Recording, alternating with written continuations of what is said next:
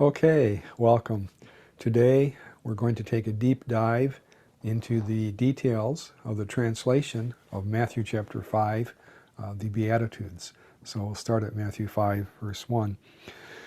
Now when Jesus saw the crowds, he went up on a mountainside or hillside and sat down.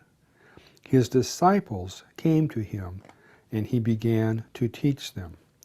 So this is one of the times when there are large crowds of people around Jesus, and sometimes he preached to the large crowds, scattering the seed as the sower scatters the seed across the landscape. This is not one of those times. Here he sees the crowds, but he withdraws from the crowds to talk particularly to his disciples, his followers, those who have already made the decision to walk with him. And he's going to give them deeper insight into the kingdom that they are called to and what he expects of them. You might say it's the shepherd telling his sheep what he's looking for in their lives. So it's his disciples who have come to him, and he begins to teach them. Now, it's not accidental that he goes up the mountainside and sits down. The mountainside reminds us of Moses, who went up the mountain, got words from God, and brought them down to the people. That's particularly true since this is the first of 5 main teachings in the Gospel of Matthew, paralleling the 5 books of Moses. Also, sitting was a position of authority in the ancient world. So all of this is framed. Verse 1 and 2 is to frame this and to kind of prepare us to hear what he's going to say next. Even the part about sitting down, opening his mouth. Now some of the translations skip that because they think it sounds a little awkward in English. But I think the First Nations version, these folks here, okay, First Nations version does a really nice job with those first 2 verses. When Jesus saw this great crowd, he went back up into the mountainside and sat down to teach the people. His followers came to him there, so he took a deep breath, opened his mouth, and began to share his wisdom with them. Take a deep breath. And then what you say next is understood to be important and well thought through. So listen carefully. Nice work there. So when Jesus saw the crowds, he went up on a mountainside, sat down, took a deep breath, and he begins to teach. He says then, "Blessed are the poor in spirit, for theirs is the kingdom of heaven. Blessed are those who mourn, for they will be comforted. Blessed are the meek, for they will inherit the earth." Let me say a little bit about that word blessed for a moment. In English, it can be pronounced as a 2-syllable word, blessed are the poor in spirit, or as a 1-syllable word, blessed are the poor in spirit, blessed are those who mourn. Same spelling, same meaning, just a different pronunciation. You can say it either way, it's fine. Although, in natural English, we tend to use the 2-syllable pronunciation, blessed, when it's an adjective, like the blessed hope of Christ's return. We tend to use the 1-syllable pronunciation, blessed, when we're using it as a verb, like the Lord blessed us with a good day yesterday. But both are correct, and so that's fine. It is a translation of Makarios, Makarios being the Greek word meaning blessed or fortunate or happy. That came into Latin as beata. Beata pauperes spiritu quoniam ipsorum est regnum caelorum, beati qui lugent, beati mites, beati qui esuerant, and beati misericordes, and so forth. So it's beata, beata, beata, and so they became known as the Beatitudes.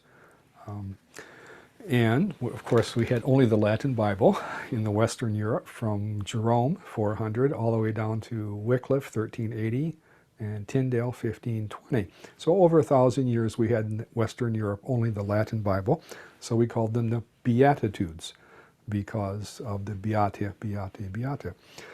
Blessed, blessed, blessed. Now, when we translated this all into English, we could have changed it and called them the Blessednesses, but that sounds a little awkward even in English. So we stuck with the Beatitudes. That's why we call them. Blessed are the poor in spirit. Blessed are those who mourn. Blessed are the meek, for they will inherit the earth. You will notice there are exactly 8, very carefully composed, starting in verse 3, going through verse 10. There's a little bit of a shift from the first 4 to the second 4. All of them have a certain vertical dimension and a horizontal dimension. Blessed are those who recognize their need for God, and blessed are those who are merciful to others, for God will show them mercy. So there's a vertical and a horizontal, although in the earlier 4, the vertical seems to predominate. In the next 4, the horizontal seems to predominate. Blessed are those who work for peace, and blessed are those who work for justice, and so forth in the second half. Now, just to clarify again, there are exactly 8 Beatitudes, ending with verse 10. Verse 11 and 12 are not an additional Beatitude. Verse 11 and 12 are a further comment and unpacking of the 8th Beatitude in verse 10. Verse 10, blessed are those who are persecuted because of righteousness, for theirs is the kingdom of heaven. And then verse 11 and 12 give more comment and unpacking of that. This is similar to what happens with the Lord's Prayer in Matthew 6. In the Lord's Prayer, you have one of the petitions, forgive us our debts as we forgive our debtors. And then when the prayer is over, there's a further comment about forgiveness, kind of reflecting back on the prayer. Also Luke 11. In the Lord's Prayer, there's a petition, give us this day our daily bread. And then after the prayer is over, there's a further comment about bread. So this is a pattern that we ought to be alert to and aware of. In a moment we'll get to my translation of these, but first let me read you again a little bit from our friends at the First Nations version. I'm looking at verse 5. I like what they do with verse 5, which is, of course, Beatitude number 3.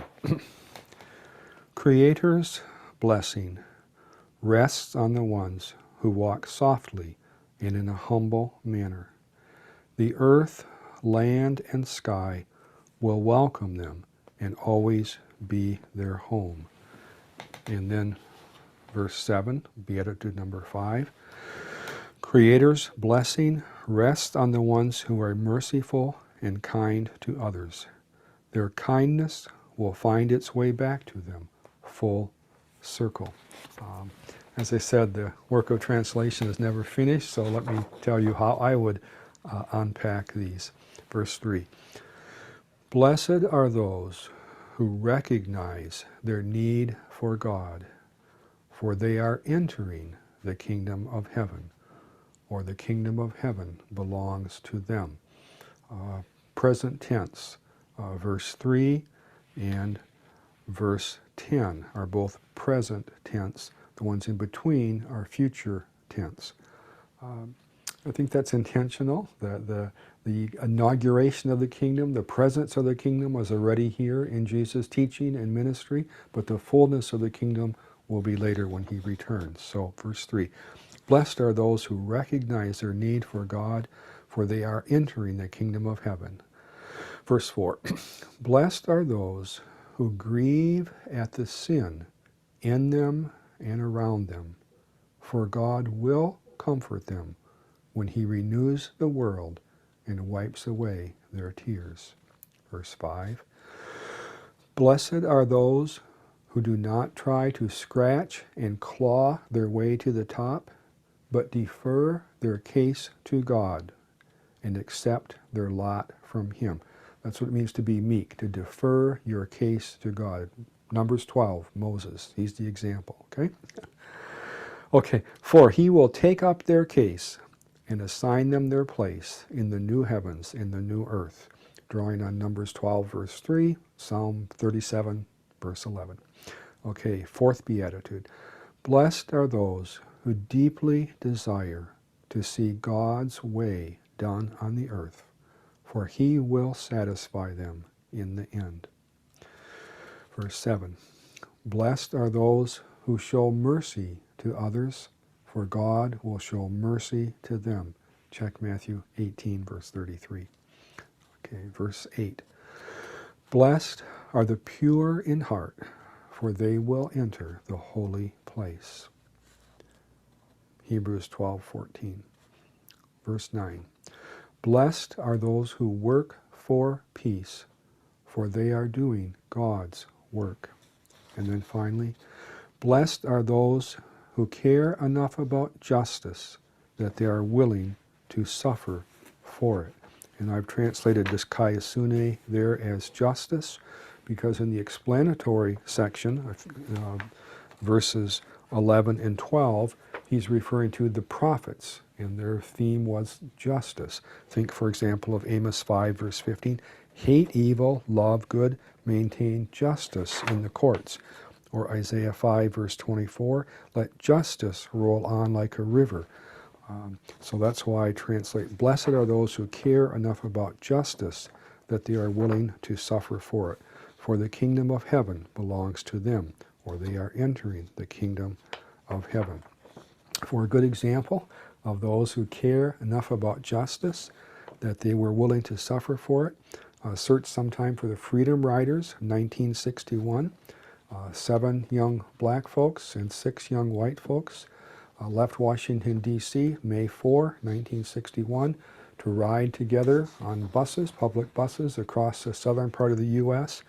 to demonstrate that this was indeed a country with liberty and justice for all, and that we hold these truths to be self-evident, that all men are created equal and endowed by their Creator with certain rights, among which are life, liberty, and the pursuit of happiness. They said, we're going to do that. And they suffered for it. You will, if you don't know the story, you should check it out. Okay, well, wonderful, wonderful passage of Holy Scripture. Thanks for thinking about it with us. We thank God for the ministry of Jesus and the teaching of Jesus, and may He help us to work for justice and cherish peace in this sometimes very troubled world. Thank you for joining us.